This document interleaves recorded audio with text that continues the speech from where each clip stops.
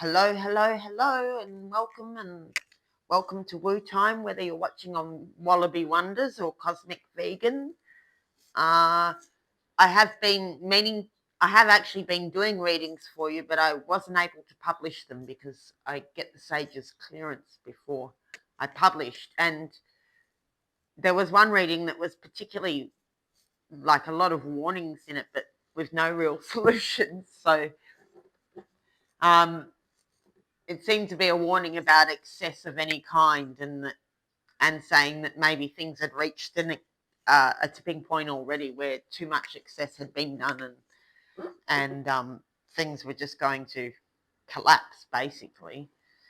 And then I was sort of given the instructions not to publish it, and or not yet anyway. So I figure that's pretty much related to the matrix, which is collapsing from excess. And rather than focus on the doom of it all, what we're going to look at is tips for navigating whilst the matrix collapses. So, what are some positive things we can do to cope, or to do better than coping, actually? How can we flourish in this environment? And before I turn the camera on, I did pull one card, which was Lady of the New Buds. And it was about nurturing tender new growth. And I thought, well, that's a great place to start. That could answer the question all by itself. But I was given all these cards in the Ching books to use, so I'll proceed anyway. But that's the obvious overall flavour, is to nurture the tender new buds.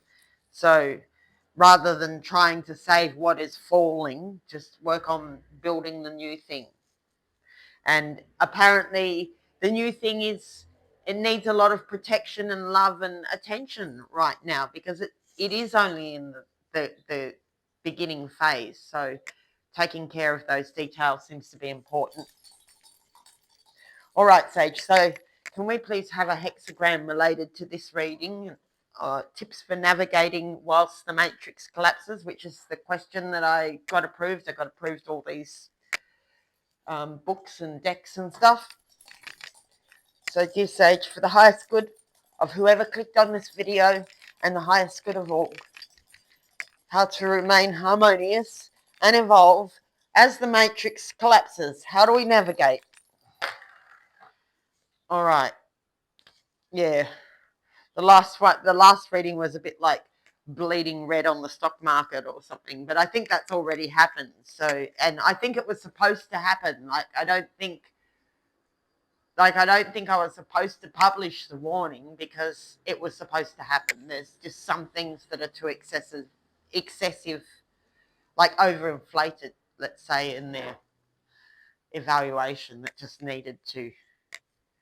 That's, nature deplores too much imbalance, so it's a correction. So what do we have here? 3, 6, 8. That's a yin line. That's just my best guess for what the last reading was about, and why, even though it was a warning, I wasn't supposed to publish it. I think we're supposed to focus on solutions rather than just freaking out about things that can't really be changed. That's the same again. Oh, I can't pick it up. I've got no nails because I play guitar and piano and garden. Same again.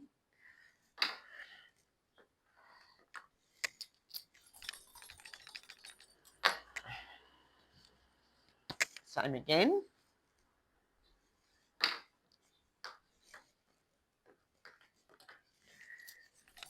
For the highest good of the person who clicked on the video, Sage, do you have any tips for navigating while the matrix collapses? Same again.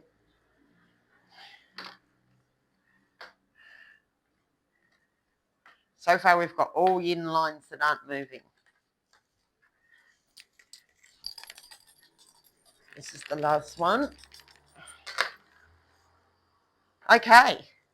Hexagram 2. This is amazing, actually. I'm getting tingles on my arms. Can you see my hair's standing on end? Oh, you can't really see it. My hair is, oh, look, you see goosebumps?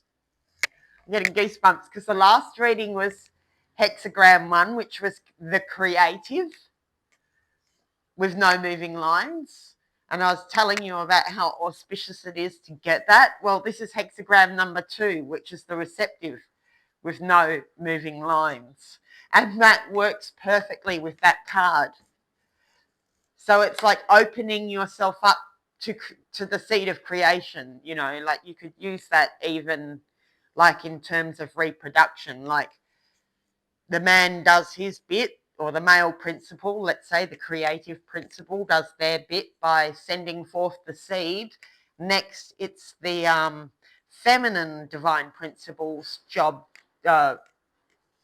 energy's job to catch that seed and to nurture the tender new buds. That is so coherent. I love it when it works like that. That's really cool. Anything to go with this, Sage? Thank you for making it a nice, clear message that I can understand. Is there any hexagram that goes with this? Yes. Okay. Next hexagram. Okay. In line again. God, we've got a lot of receptive energy going on here, and it's not moving and receptive, it's staying still and being receptive. So it's resting in receptivity so far. I mean, I'm sure this will illuminate more aspects. It's probably a time thing too, because this is the first hexagram and this is the second. So might be waiting for something, or just, it's just like when a woman gets pregnant, or a animal, or even a apple tree, you know, when the apple's being made, it switches modes, and it just works on staying receptive, nourishing, and growing that fruit.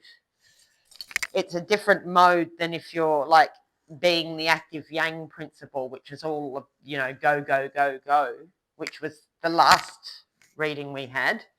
This is the exact opposite. It's like just nurture and let the universe provide and protect.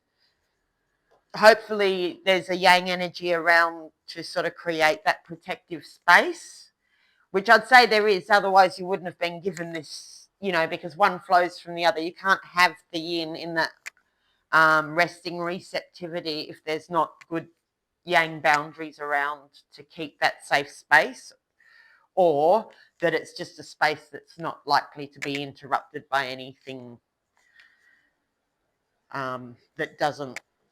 that's incompatible with nurturing the tender new growth. Okay, now we have a yang line. Oh, I really do need some nails more than what I've got. I'll put that on the table, that might work better. Okay, now another yin line. Oh, apparently we had a moving yin line. I don't even remember doing that. This is also automatic.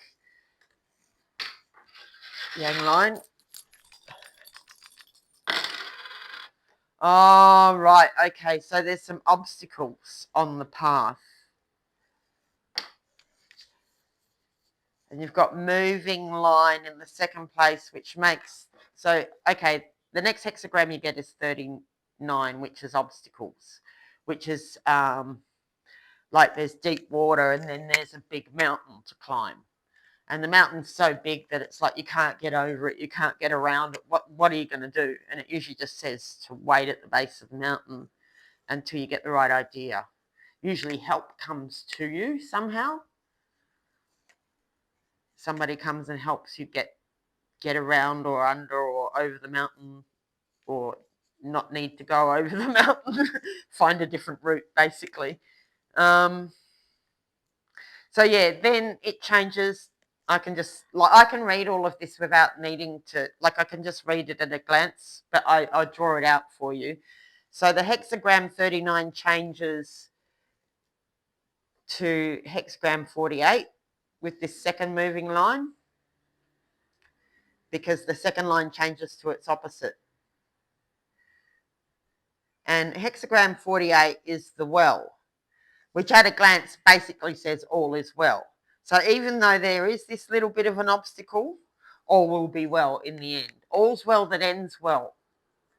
And I think, if I remember correctly, this obstacle that you face is not your fault, and it's almost like you've taken it on behalf of someone who's not as strong as you, like a child or an animal or the greater good, or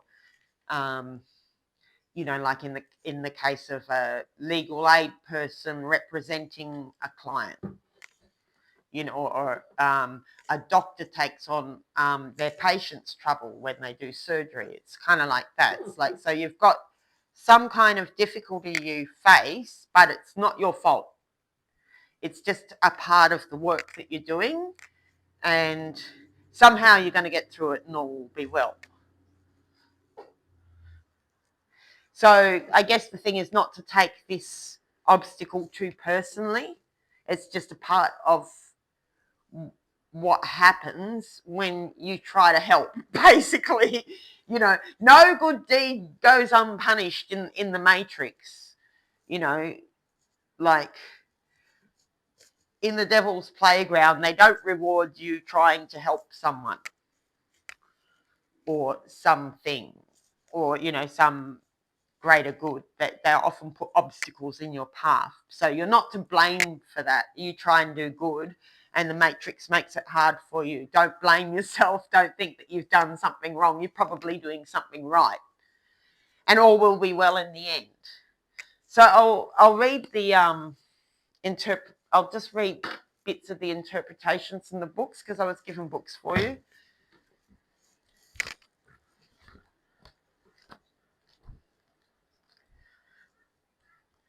Okay, this one's only a couple of paragraphs, so I'll read it. So first we'll read hexagram 2, which is, I better put it up closer. There we can see. First we're going to read hexagram 2. It's only a couple of paragraphs, which in this book by Lillian Tu Kuan symbolizes a multiplicity of things. Usually they just call it the receptive. What do they call it in this book? I've got Titiana's book here I was given to cross-reference with too. A lush harvest, they call it in this book. So it's basically the whole feminine principle, resting within, just resting and receiving within the divine feminine, and just growing the tender buds. So it says, silent earth holds hidden strength. Success comes from the mare. So if you're working in animal advocacy, maybe there's something about horses and mares, brood mares or something like that, that might capture your attention too.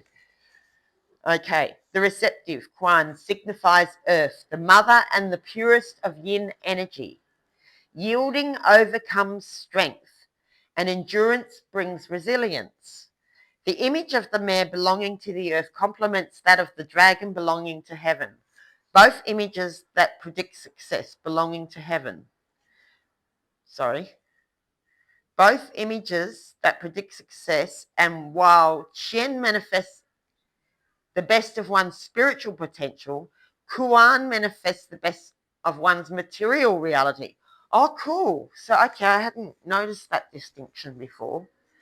So, while in the last hexagram we through whoever, and these are all timeless readings, so it's whenever you click on it, it's applicable to you. If you feel drawn to the reading, then that's when the time is appropriate. But anyway, the last one, the Chien, the hexagram 1 we got in the last reading, was all about spiritual potential. So this one is about nurturing our material reality somewhat. So making home comfortable, like it's very Cancerian. I don't know if we're anywhere near Cancer at the moment. I haven't paid any attention to the dates. If we're in Cancer or Leo, I'm not sure, but it's very Cancerian kind of energy, feathering the nest and making it nice, or looking after your little chickadees, looking out, planting. Oh, yes, and we've just passed the winter solstice. So for some crops, you could even start thinking about planting seeds, or, getting ready to raise seeds for the spring planting, or sorry, make the pots. If you're in the garden, you'd be getting ready, getting the garden beds and the jiffy pots or whatever ready for the spring plantings. So you're preparing the garden bed in a sense. So it's all very practical at the moment. It's making a good, nice meal, a nourishing meal, and sharing it with your family. It's, cleaning the house and arranging flowers. It's anything that's nurturing the young and the old and the infirm, nurturing new growth particularly. It's particularly about nurturing new growth, but taking care of all those tender little details in the material realm. This hexagram favors those in supporting roles. So, okay, sometimes it's actually strategic not to be the leader. Sometimes you're better off being second in charge and letting someone else have all the limelight, like it may not be the best time. Oh, I'm going to cough. Excuse me. Maybe I won't straight away. Okay,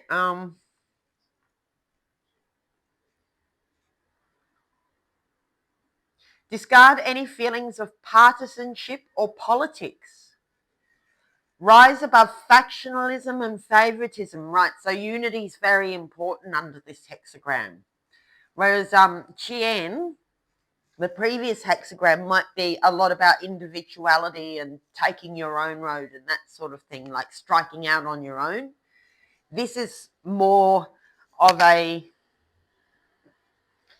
seeing what you've got in common with other people, where you can break down the barriers. I mean, obviously, you've got to keep your boundaries correct for those who have abused them, who you don't want to let in. But for who you are working with, that you have consciously chosen to be close to, whether it's in work, spirituality, personal relationships, what have you,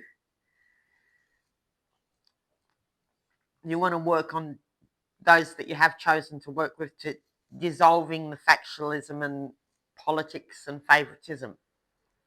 Excuse me. Okay. Be like a mother and manifest the largesse of your inner heart. This will bring you ultimate triumph. Great success is indicated by this hexagram, and benefits arrive from perseverance. There are peace, harmony, and good fortune. Oh, yes. This book's like it's been translated from another language into English. It's got some odd little grammatical things in it. There are peace, harmony, and good fortune. I think it should say there is peace, harmony, and good fortune. The sighting of a coloured bird preceding this consultation indicates good news coming your way. A red bird signifies a new opportunity. A yellow bird means spiritual growth that brings greater happiness. A blue or black bird indicates wealth. If a bird flies from the south or west, it brings enormous good fortune. The elements. Here the interaction is earth doubled. In other words, there is a good supply of an element that indicates solid foundation and safety. Kuan is an auspicious hexagram, and it's doubly auspicious because you didn't get any moving lines. Like I was saying before, it's like resting in receptivity, the divine feminine, nourishing the tender new buds. It's beautiful energy. Now, there is something to be dealt with here, this obstacle.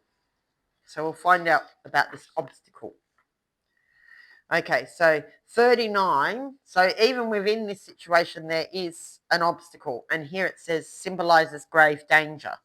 Okay, and we were getting heads up before in the reading that I didn't publish earlier. And it was a lot about water as well, about too much water or the water going over your head and stuff like this. Or just, it was about an excess of anything.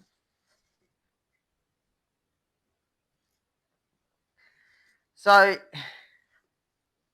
one of the most dangerous, water unchecked and rising on the mountains will spill over, causing loss and misery. A superior man ensures water is always kept under control, and water is symbolic of your emotions as well. So you've got to keep your emotions under control as everyone's losing their head probably, or, getting a bit excited.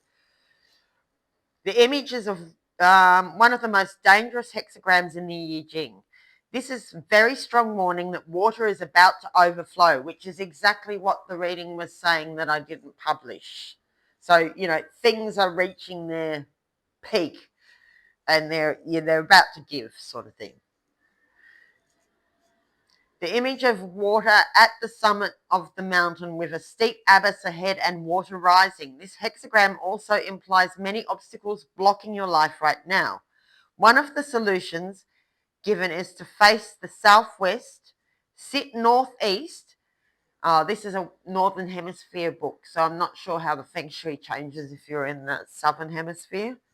So, you might want to, I'm not a feng shui expert, so if you want to work on your feng shui, you might want to consult someone who's in your hemisphere. So this is for northern hemisphere people. What was that? Face the southwest, sit northeast, and in this direction, have a meeting with someone who can help you, or look towards the southwest for help. I wonder if, Lord, does this still apply if the person's in the southern hemisphere? Yes or no? Yes, 3 yeses. Okay, so the directions are staying the same. Good, okay. That's really helpful to know. So look towards the southwest for help. Another way is to form an alliance with friends who are in a similar situation and search for a good manager to assist you. The oracle makes much of inner determination to overcome the adversity facing you. It advises against looking for scapegoats or assigning blame, which it describes as actions of the inferior man. Okay, so that basically means it's not a great way of behaving. The best way to overcome the obstacles is to be action-oriented. Okay, so that's difficult though because it doesn't say which actions you can take. I mean, that's part of what's difficult about this situation is that you're often not sure which way to go. Anyway, we'll find more clues. This hexagram suggests that water is the problem and excess water is often equated with excess greed. Right, so don't be greedy and you may be able to ameliorate any problems with this. More likely it's somebody else who's being greedy because my collective doesn't tend to be greedy. So it's probably coming from somebody else's greediness that's causing you the problem. If that is the case here, it is a good idea to scale back on profits or expansion that is moving too fast. So yeah, just check yourself before you wreck yourself. Okay, if your question is personal and concerns marriage or love, the obstacle likewise warns against danger and obstacles. It is better to wait. Finally, if you are traveling, avoid flying towards the northeast. However, flying southwest will bring good fortune. The elements: Kan, water above, and Ken, earth, destructive relationship, which indicates danger. The nuclear trigrams are Li, fire, and Kan above, water, which indicates clash and destructive relationship. This suggests that The hidden meaning of this hexagram is also inauspicious. But you got line 2, which is one of the better moving lines in this hexagram. It says, even though it doesn't sound good, some of the other lines are like catastrophic. So you'd rather get this one or line 5. Line 2, this indicates many obstacles which will hit you in the form of illness, legal difficulties, poor staff performance, and quarrels. Most serious of all is the shortage of cash you will experience during the next few months. Okay, so it's a good time to budget.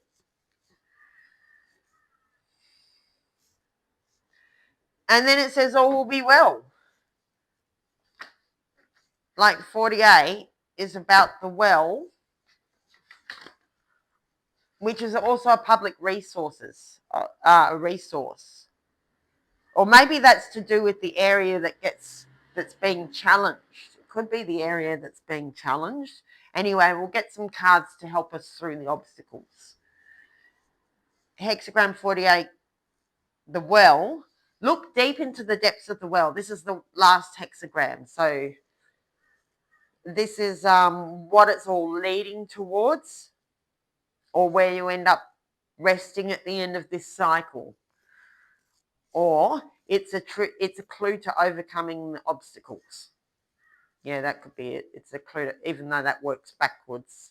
Time goes both ways, so that's okay. Knowing that all's well that ends well should probably help you to keep your emotions stable while things are challenging. Knowing that financial challenges are only temporary, and that you can prepare for them, know that they're only temporary, and then, just ride that wave sort of thing and come out better for it.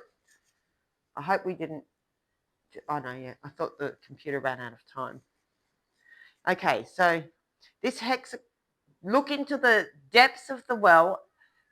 What you see is nourishment and water. This hexagram compares the image of a well to mankind. When a well is clean and properly maintained, it gives forth pure and tasty water that nourishes. If it is neglected and old, the water will be dirty and murky, bringing illness and poisoning. Right. And the last hexagram in the thing that I didn't publish was all about water and too much water, and even used the example of a nuclear meltdown. Like, to give an example of the kind of excess that we were talking about. So I'm getting just now, because these water and wells and leaks and overflows and everything have been coming up for reading after reading. So I'm going to say do an OH&S, like an occupational health and safety, anything to do with water or gas or power. Like, just do some safety checks, and maybe you want to make sure that your water is good and drinkable, or prepare some drinkable water in case of a flood or something like that. I guess flooding's another possibility. But there's some issue here around water that's come up 3 readings in a row. Or no, except for the one that, or no, it's 3 out of 4 readings have had some warning about too much water, too much pressure, too much excess, too much greed, but all this water kind of imagery. So yeah, I just do, if you've got any safety checks to do with water or gas, water and electricity, anything like that. And about something I'm here about safe drinking water, I think is going to be important. Drinking and washing water. So just I guess if you've got safe drink water to wash and drink, then you've got the most important thing for life. And if you haven't got that, then that's really difficult. So yeah, you might just want to pay attention to things to do with water. This hexagram compares the image of the well to mankind. When a water well is clean and properly maintained, it gives forth pure, tasty water that nourishes. This is also to do with our morality as a human species. You know, when we're moral as humans, then we give each other good nourishment, and when it's not, it's dirty and mucky and yucky. So if it is neglected and old, the water will become dirty and murky, bringing illness and poisoning. Dilapidated wells can be repaired and made productive again. It is the same with life. When you organise your affairs properly, people cooperate and benefits accrue to everyone. Improvements bring progress and prosperity. This reasoning applies to all dimensions in life. In business, as much as in relationships, there must be proper nurturing and care. So there's that word again, nurturing. There's a whole theme about nurturing in this reading.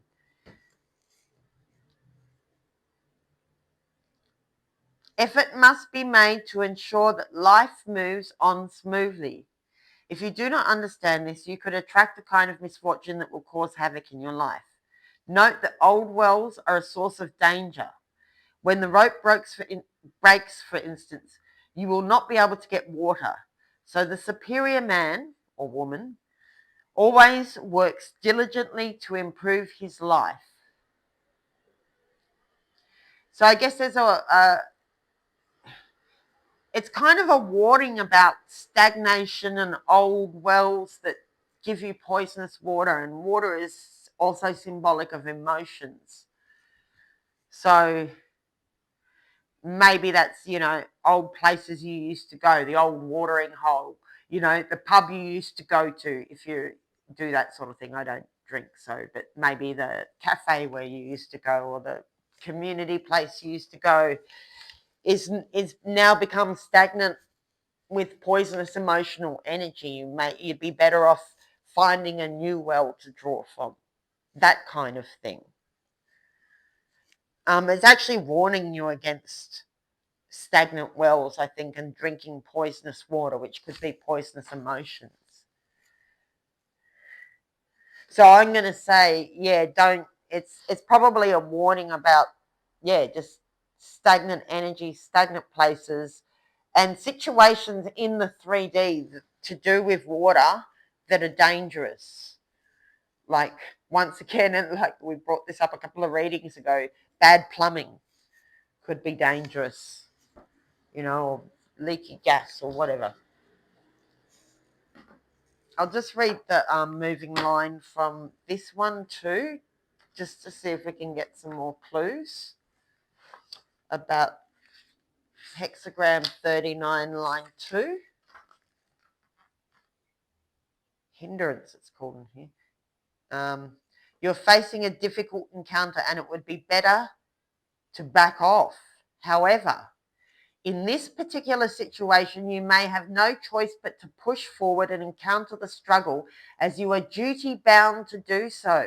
That's what I was talking about, like a doctor who has to push ahead with treating the patient, even though it's difficult and may or may not work. Like if you've taken if you have a duty of care, even if you're not successful, you still must do your best, sort of thing, to bring that patient some comfort, or whatever your situation is. If you're a mother, you have to protect your children as best as you can, even if you can't do it perfectly. You've still got to do the best you can. It's all that kind of thing. If you're a lawyer, you've got to fight the case for your client as best as you can, even though it's not your personal problem. It's the client's problem, that you're duty bound to do the best you can. So it's like that.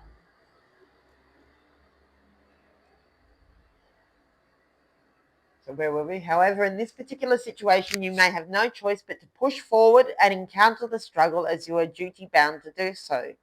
You may not meet with success or make the obstacles melt away, but you must see things through and exhaust all possible avenues of discussion. Right, so I think it's like resting clear in your own conscience that you've done what you can do.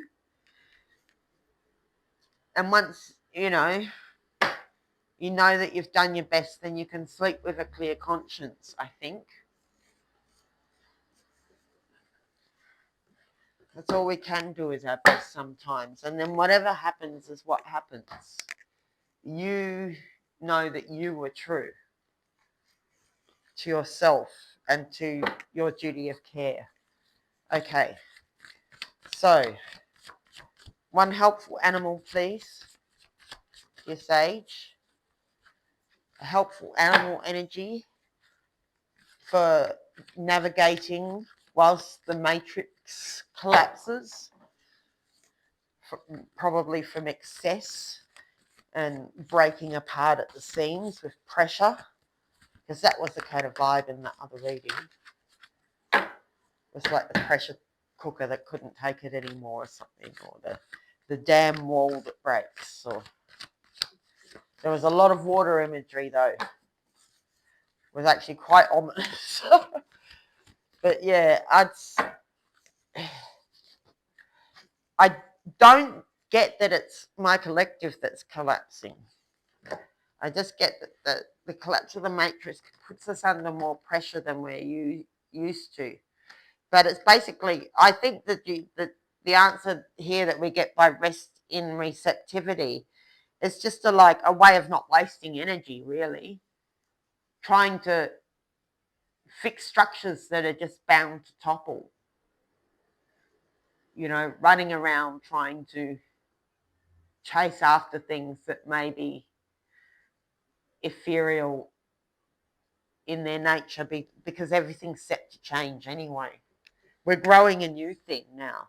That's what I see, is that something released in the spirit and it's conceived and we're growing a new thing, and it just takes a while. And, the old life is sort of disintegrating while the new bud, it's probably only a zygote at this point, but it's growing inside the creative feminine. And at the right time, it will be birthed. But in the meantime, mum's got to manage to stay safe, warm, pay the bills, feed, water the garden, feed the kids, whatever. And I'm speaking metaphorically here as well as practically. So it's just taking care of those little practical details. And I think, literally growing a few buds of food won't go astray.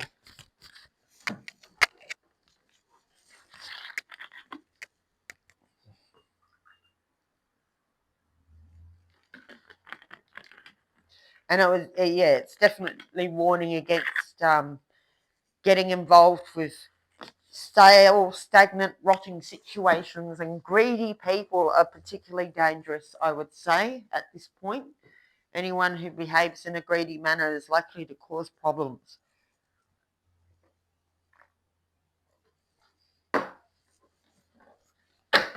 All right, helpful animal. Oh, we got that one jumped out. It tried to jump out before too. Black Panther. I think that's the same energy again. It's like the Black Panther, you can't see it in the night. It's like, I'm not sure, I could be wrong, but I think Black Panthers are night hunters. I think it's like for you to be like a pregnant Black Panther and embrace the mystery. I think that's it. I think the Black Panther in this deck embraces mystery. Let's see, number 52.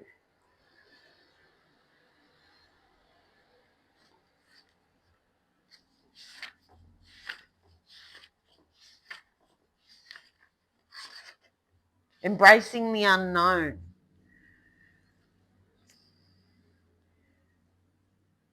Okay, just know the value of the void of time and space. You're in a yes, and that's a good way to hide too, in the void, in the nothingness. It's actually a very peaceful place. You can go to the nothingness if you need to. And embrace the unknown. You know that the cosmic, divine feminine principle is pregnant. You don't get to see the baby's face for another 9 months. You embrace that beautiful mystery. So yeah, it's about just simply letting go of fears and obstacles and barriers and embracing the unknown and flowing with the mystery that is unfolding in your life. Okay, so this unknown is working for you. Once again, it all works out well in the end. There's a little bumpy bit here in the middle. So it starts out heaps beautiful. There's a little bumpy bit here and all works out in the end. And the bumpy bit seems to be possibly because you're helping somebody else. For some of you, it's some of your duty. You're probably advocating for somebody or something, or protecting or nurturing somebody or something. I mean, it could be a principle too. And I would say that there's a warning about finances there, just to, be sensible with your finances. Not fearful, but sensible. And also I would definitely make sure you have some good drinking water stored somewhere, just in case. Okay. Any clues from these cards? Let's see 3 pictures. What this period includes that is helpful. We want to see 3 things this period includes that's helpful, please. Patience is helpful. Right. That's it. Yeah, you can't push a river, just like you can't make a baby be ready to be born any sooner than it's ready to be born. I mean, you probably can induce a birth a few days or a week early, but basically the baby's got to cook first, right? Your cake's got to rise before you can take it out of the oven. Okay, so there's a helpful stranger on the way. And one more picture, please, of something that is helpful in this period. Victory. Is that supposed to be upside down? It came out upside down, but I feel like it's supposed to be the right way up. Heads is it's the right way up, tails is it's upside down. Okay, it's upside down. So you didn't win something. I'm getting immediately that it wasn't the prize you thought it was. That, sometimes losing something can be the best thing that would have happened. Sometimes that singer, may you get what you want and want what you get. Sometimes the thing you wanted could be the thing that kills you, and you're lucky you didn't get it. That's what I'm getting. That